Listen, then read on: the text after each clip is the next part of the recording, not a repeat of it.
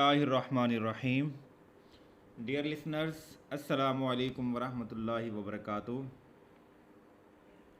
आज हम कानून शहादत आर्डर 1984 के पार्ट 5 से मुतालिक MCQs को डिस्कस करेंगे। इससे पहले हम इसके 4 पार्ट्स अपने यूट्यूब चैनल पर अपलोड कर चुके हैं।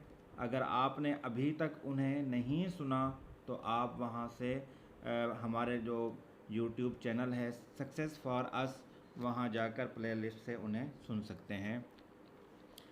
तो आइए हम अपने MCQs को स्टार्ट करते हैं और ये आज का हमारा लास्ट पार्ट है। इस तरह इसके बाद हमारे कानून शहादत आर्डर 1984 के MCQs का सिलसिला कंप्लीट हो जाएगा। तो फर्स्ट MCQs है आज हमारा, under article 111 of QSO 1984 fact judicially noticeable need not be proved. कानून शहादत आर्डर का आर्टिकल 111 ये कहता है कि कुछ फैक्ट्स ऐसे होते हैं कि अदालत के नोटिस में उनका ऑलरेडी होना ज़रूरी होता है। यानी कि हम ये समझा जाता है कि ऑलरेडी अदालत को इनके बारे में मालूम है। तो लिहाजा ऐसे फैक्ट्स या ऐसे मैटर्स जिनके बारे में अदालत को पहले ही मालूम हो, उन्हें प्रूव करने की ज़रूरत नहीं होती। As per article 111 of QSO 1984, no fact of which the court will take judicial notice need be proved। ये पहली वाली बात ही है कि ऐसा फैक्ट जिसके कोर्ट जुडिशल नोटिस में हो तो उसे प्रूव करने की ज़रूरत नहीं है। Under article 112 of QSO 1984, the court must take judicial notice of. अब कोर्ट को जुडिशल नोटिस किन किन मालूमात का, यानी कि किन किन मालूमात का उसके नोटिस में होना लाजमी है, तो उनमें से नंबर 1 है ऑल पाकिस्तान लॉज। पाकिस्तान के जितने कवानीन हैं वो अदालत के नोटिस में होते हैं। Geographical divisions of the world, इनके बारे में भी अदालत को ऑलरेडी मालूम होता है।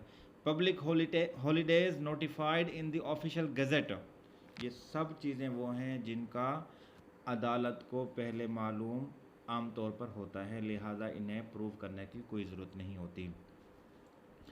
Under article 113 of QSO 1984, facts admitted need not be proved. ऐसे फैक्ट्स जिन्हें पार्टीज़ एडमिट कर चुकी हों, दोनों पार्टीज़ ने अगर एडमिट कर लिए हों कि भाई ये हुआ, इस तरह हुआ है, ये फैक्ट्स इस तरह है, तो ऐसे फैक्ट को प्रूव करने की ज़रूरत भी नहीं होती। नेक्स्ट है which is the type of estoppel. Estoppel की कौन सी काइंड है भाई, कौन सी टाइप है, तो ये सारी की सारी टाइप्स हैं एस्टॉपल की। Estoppel by conduct of misrepresentation, estoppel by contract, estoppel by agreement, ये तीनों ही एस्टॉपल की काइंड्स हैं। Estoppel has no application to civil actions, criminal proceeding, both A and B, none of this. तो इसमें जो आंसर लिखा हुआ है वो लिखा हुआ है डी, कि नन ऑफ दीज ये गलत है, बल्कि इसका जो करेक्ट जो आंसर है वो है बी, क्रिमिनल प्रोसीडिंग्स। एस्टॉपल जो है ना, डॉक्ट्राइन ऑफ एस्टॉपल, इसकी क्रिमिनल प्रोसीडिंग्स में कोई एप्लीकेशन नहीं है। बेसिकली ये डॉक्ट्राइन, ये रूल, ये प्रिंसिपल सिविल एक्शंस के लिए है। Meaning of the phrase burden of proof in the law of evidence is, एक फ्रेज है बर्डन ऑफ प्रूफ, कि किसी भी फैक्ट को प्रूफ करने का बर्डन वो किस पर होगा। तो कहते हैं कि लॉ ऑफ एविडेंस में इससे मुराद क्या है, इससे मुराद होता है the burden of establishing a case, किसी भी यानी कि केस को एस्टेब्लिश करने का बर्डन, बोझ। Number 2, the burden of introducing evidence, evidence को इंट्रोड्यूस कराने और उसको प्रोड्यूस करने का बर्डन। तो ये दो चीज़ें मुराद होती हैं इससे, बर्डन ऑफ प्रूफ से। Under article 117 of QSO 1984, when a person is bound to prove the existence of any fact, it is said that the burden of proof lies on that person. کہتے ہیں کہ جب کوئی شخص کسی بھی fact کی ایگزسٹنس کو پروو کرنے کا باؤنڈ ہو تو پھر یہ کہا جائے گا کہ برڈن آف پروف اس شخص پر لائز کرتا ہے، اس شخص پر عائد ہوتا ہے۔ اس کا جو کریکٹ آنسر ہے وہ اے ہے، نہ کہ سی۔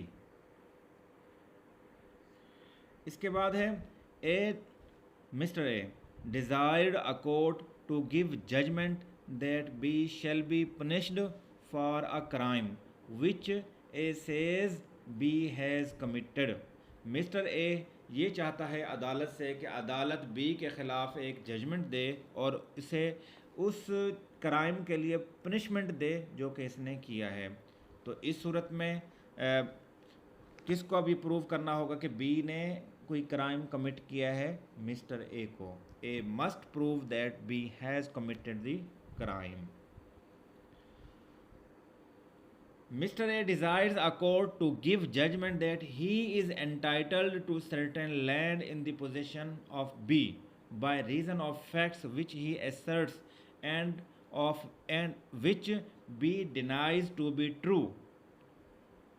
کہ مسٹر اے یہ کہتا ہے کہ یہ جو زمین ہے اور جو کہ بی کی پوزیشن میں ہے، یہ زمین میری ہے، میں اس کا حقدار ہوں، بی نہیں ہے، اور بی اس کا انکار کرتا ہے۔ بی کہتا ہے کہ نہیں، میں ہی اس کا آنر ہوں، پوزیشن بھی میرے پاس ہے اور اس کا آنر بھی میں ہی ہوں، میری ہی آنرشپ ہے۔ تو پھر اس صورت میں مسٹر اے کو یہ جو سرکمسٹانسز ہیں، جو فیکٹس ہیں، ان کی ایگزسٹنس پروو کرنی ہوگی۔ Burden of proof mister A پر ہوگا۔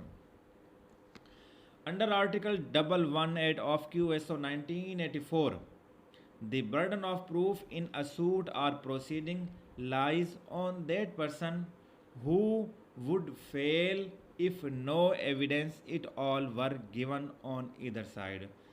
یہ کہ اس میں ایک جنرل پرنسپل بیان کیا گیا ہے برڈن آف پروف کا کہ کوئی بھی پروسیڈنگ ہے، اس پروسیڈنگ میں burden of proof us party پر ہوگا کہ اگر دونوں طرف سے اگر کوئی ایویڈنس نہ آئے تو جس پارٹی کا نقصان ہوگا، جو فیل ہوگی، تو یعنی کہ جس پارٹی کا نقصان ہوگا تو لہٰذا یہی سمجھا جائے گا کہ برڈن آف پروف بھی اسی پارٹی پر ہے۔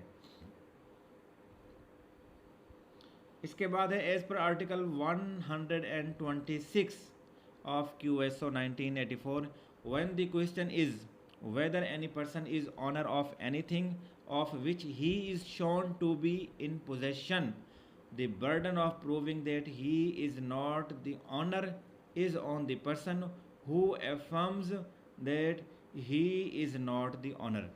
اب اگر یہ ہے کہ کوئی شخص یہ کہتا ہے کہ میں اس چیز کا مالک ہوں اور دوسرا کہتا ہے کہ نہیں، یہ اس کا مالک نہیں ہے، اب اس صورت میں یعنی کہ نا آنرشپ بھی اسی یعنی کہ نا یہ کلیم کر رہا ہے اور پوزیشن بھی اسی کے پاس ہے، تو اب دوسرا شخص جو کہ یہ کہہ رہا ہے کہ بھئی اس کے پاس پوزیشن غلط ہے، آنرشپ میری ہے، تو پھر اسے یہ پروو کرنا پڑے گا کہ واقعی یہی اس کا آنر ہے، اپنے آپ کو اپنی آنرشپ اسے پروو کرنی پڑے گی۔ As per Article 128 of QSO 1984, the fact that any person who born during the continuance of a valid marriage between his mother and any man and not earlier than the expiration of 6 lunar months from the date of the marriage۔ کہتے ہیں کہ جناب والا کہ کوئی شخص اگر اپنے ماں باپ کی ویلڈ جو شادی ہے، valid marriage, valid contract of marriage کے اگر 6 منتھ یعنی کہ 6 مہینے قمری لیونر، اگر اس کے بعد یعنی کہ اگر کوئی بچہ پیدا ہو جاتا ہے تو وہ پھر لیجیٹیمیٹ ہوگا۔ In the light of Article 130 of QSO 1984, the order in which witnesses are produced and examined shall be regulated by the law and practice for the time being relating to civil and criminal procedure respectively, and in the absence of any such law by the discretion of court۔ قانون شہادت order کا article 130 یہ کہتا ہے کہ witnesses کی جو production ہے اور ان کی ایگزامینیشن اس کا طریقہ کار کیا ہوگا؟ کہتے ہیں کہ اس کا طریقہ کار، اس کے نا رولز اینڈ ریگولیشنز وہی ہوں گے جو کہ لاء میں لکھے ہوئے ہیں، چاہے وہ سول لاء ہے یا کریمنل لاء. جو میٹر یعنی کہ اگر سول لاء کا ہے تو پھر سول جو رولز اینڈ ریگولیشنز ہیں ان کے مطابق ایویڈنس ہوگی، اور اگر کریمنل میٹر ہے تو پھر کریمنل لاء کے جو نا رولز اینڈ ریگولیشنز ہوں گے. کہتے ہیں کہ اگر فرض کریں کہ اگر کوئی بھی رول، اگر کوئی میٹر ایسا آ گیا ایویڈنس کا کہ اس کے بارے میں سول اور کریمنل کوئی بھی یعنی کہ لاء اگر خاموش ہے اور اس کے بارے میں کوئی نا ایکسپریس پروویژن نہیں ہے، کوئی ڈائریکشن نہیں ہے، تو پھر عدالت کی ڈسکریشنری پار ہوگی کہ وہ جس طرح اس کو نا بہتر سمجھتے ہیں اس طرح کریں گے. دی examination of a witness by the party who calls ہم شل be called his examination in chief. Witness کو جو پارٹی لے کر آتی ہے، یعنی کہ اگر ایک پارٹی اگر اپنے گواہ لے کر آئی ہے، اس نے اپنے گواہ پیش کیے ہیں تو تو اس کا یہ اپنے گواہوں کو پیش کرنا، جو اس کے گواہی دینا، یہ ایگزامینیشن ان چیف کہلاتا ہے. دی examination of a witness by the adverse party shall be called his cross examination. اب جو اپوزٹ پارٹی ہوگی، جو نا اس اپوزٹ پارٹی ہمارے وٹنسز کا سے جو سوال جواب کرے گی، جو اس کا ایگزامن کرے گی، وہ کراس ایگزامینیشن کہلاتا ہے. دی examination of a witness subsequent to the cross examination by the party who called ہم shall be called his re examination. Cross examination ہمارے ایڈورس پارٹی نے کر دیا. ظاہر ہے کہ جب ایڈورس پارٹی کچھ اس سے نا کوشچن آنسر کرے گی تو اس میں کچھ نہ کوئی ایمبیگوٹی کریٹ ہو جائے گی، یا کوئی ایسی یعنی کہ کوئی نا سٹیج آ جائے گی کہ جس کی وجہ سے پارٹی یہ سمجھتی ہے کہ ہمیں اس کو کلیئر کرنے کے لیے پھر پارٹی خود اپنے ہی وٹنس کو ری ایگزامن کرتی ہے. اور تو نا یہ پھر ری ایگزامینیشن ہوتا ہے. جو پارٹی اپنے وٹنسز کو لے کر آتی ہے، وہ پارٹی جب اپنے وٹنسز کو ایگزامن کرتی ہے آفٹر کراس ایگزامینیشن، تو یہ ری ایگزامینیشن کہلاتا ہے. Under Article 133 of QSO 1984, witnesses shall be first examined in chief, then, if the adverse party so desires, cross-examined, if the party calling him so desires, re-examined.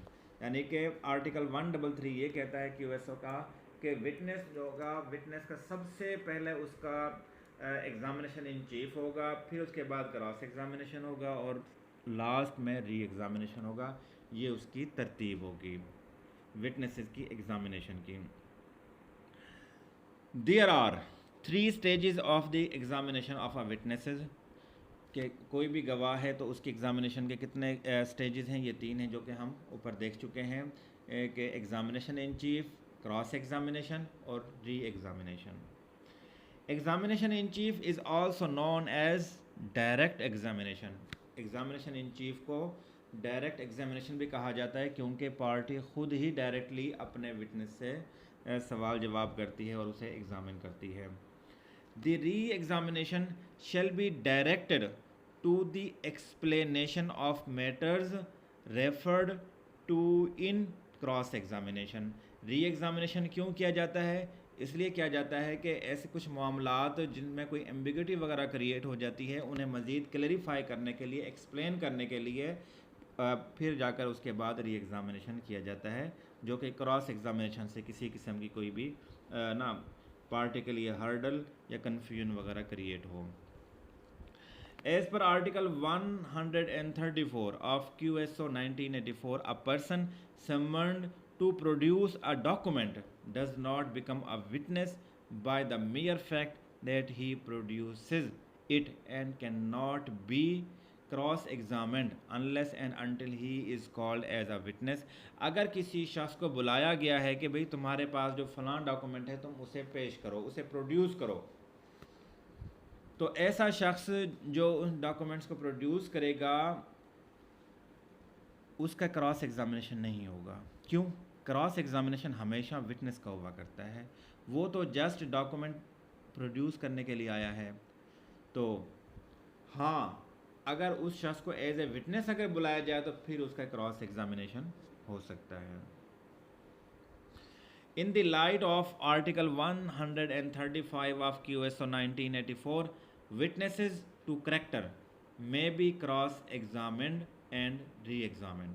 کہتے ہیں کہ جو witnesses to character ہوتے ہیں نا ان کا کراس ایگزامینیشن بھی ہو سکتا ہے اور ان کا ری ایگزامینیشن بھی ہو سکتا ہے.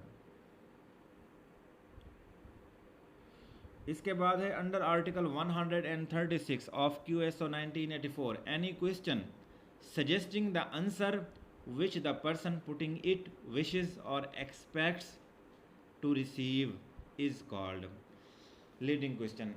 کبھی کبھار یہ ہوتا ہے کہ جو جب وٹنسز کو جب ایگزامن کیا جاتا ہے تو وہاں پر پھر سوال اس طرح کا پوچھا جاتا ہے کہ ہم یعنی کہ نا اس کو یہ بتا دیتے یعنی کہ انسان جو سوال پوچھنے والا ہے وہ اپنی خواہش کا اظہار کر رہا ہوتا ہے کہ بھئی وہ آپ سے یہ جواب یہ سننا چاہتا ہے.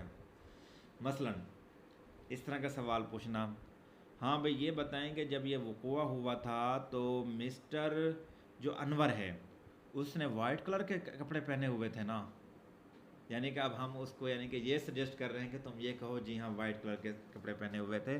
تو اس طرح کا جو سوال ہے یہ کہلاتا ہے لیڈنگ کویسچن، کہ ہم اس کو تھوڑے سے ہم اس کو بتا رہے ہیں کہ بھئی تم نے اس طرح کا جواب دینا ہے.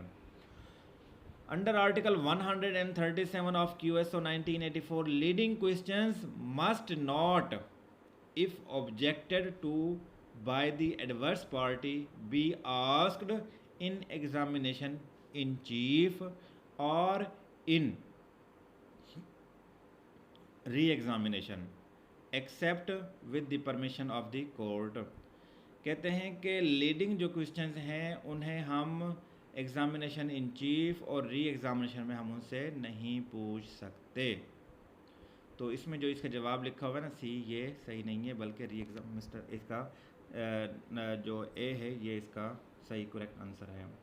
According to Article 138 of QSO 1984, leading questions may be asked in cross examination. Cross examination میں پوچھے جا سکتے ہیں جو ایڈورس پارٹی پوچھتی ہے، البتہ ایگزامینیشن ان چیف اور ری ایگزامینیشن میں لیڈنگ کویسچنز نہیں پوچھے جا سکتے.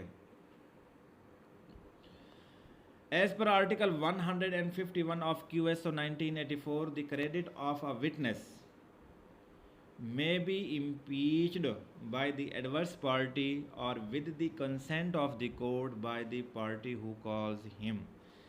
کہ جو وٹنس ہے اس کی کریڈیبلٹی کو کی امپیچمنٹ کی جا سکتی ہے. کون کر سکتا ہے؟ ایڈورس پارٹی بھی کر سکتی ہے اور جو پارٹی اسے لے کر آتی ہے وہ بھی کر سکتی ہے with the consent of court. Which article of QSO 1984 deals with refreshing memory. Refreshing memory کو کون سا آرٹیکل ڈیل کرتا ہے قانون شہادت آرڈر 1984 کا؟ تو اس کا جواب ہے 155 155. As per Article 164 of QSO 1984, in such cases as the court may consider appropriate, the court may allow to be produced any evidence that may have become available because of modern devices or techniques. Article 164 modern devices کے بارے میں ہے کہ modern devices کے ذریعے evidence کو produce کیا جا سکتا ہے. مثلا جس طرح کے CCTV کیمراز آج کل بہت زیادہ ہیں، ان کے ذریعے ہم ایویڈنس نہ پیش کر دیتے ہیں کہ دیکھیں کہ اس CCTV کیمرے میں آ رہا ہے کہ اس شخص نے چوری کی تھی یا اس شخص نے فلاں کو کا مرڈر کیا تھا یا اس شخص کی غلطی ہے، اس نے آ کر سب سے پہلے اسے تھپڑ رسید کیا تھا. In the light of Article 165 of QSO 1984, the provisions of this order shall have effect notwithstanding anything contained in any other law for the time being in force. قانون شہادت آرڈر کا سیکنڈ لاسٹ آرٹیکل یہ کہتا ہے کہ قانون شہادت order کی جو پروویژنس ہیں وہ باقی تمام قوانین پر پریویل کریں گی. اگر کوئی کنٹراڈکشن یا کنفلیکشن آ جائے گا تو قانون شہادت آرڈر کی جو پروویژنس ہیں ان کو وہ سپیریئر ہوں گی اور ان کی نا جو اہمیت ہے ان کی امپورٹنس بہت زیادہ ہوگی. تو یہاں تک آج ہمارا نا QSO کے جتنے بھی MCQs تھے وہ کمپلیٹ ہو چکے ہیں. نیکسٹ ہماری ویڈیو اسلامک جورسپروڈنس کے MCQs کے بارے میں ہوگی. اگر آپ نے ہمارا چینل ابھی تک سبسکرائب نہیں کیا تو اسے کر لیں تاکہ بعد میں آنے والی تمام ویڈیوز بر وقت آپ تک پہنچ سکیں۔ اس کے علاوہ اگر کوئی دوست لا ایڈمیشن ٹیسٹ یا لا گیٹ کی آن لائن تیاری کرنا چاہتے ہیں تو وہ ورچوئل لا اکیڈمی کے دیے گئے نمبر پر رابطہ کر سکتے ہیں۔ شکریہ۔ اللہ تعالی ہم سب کا نگہبان ہو، آمین ثم آمین۔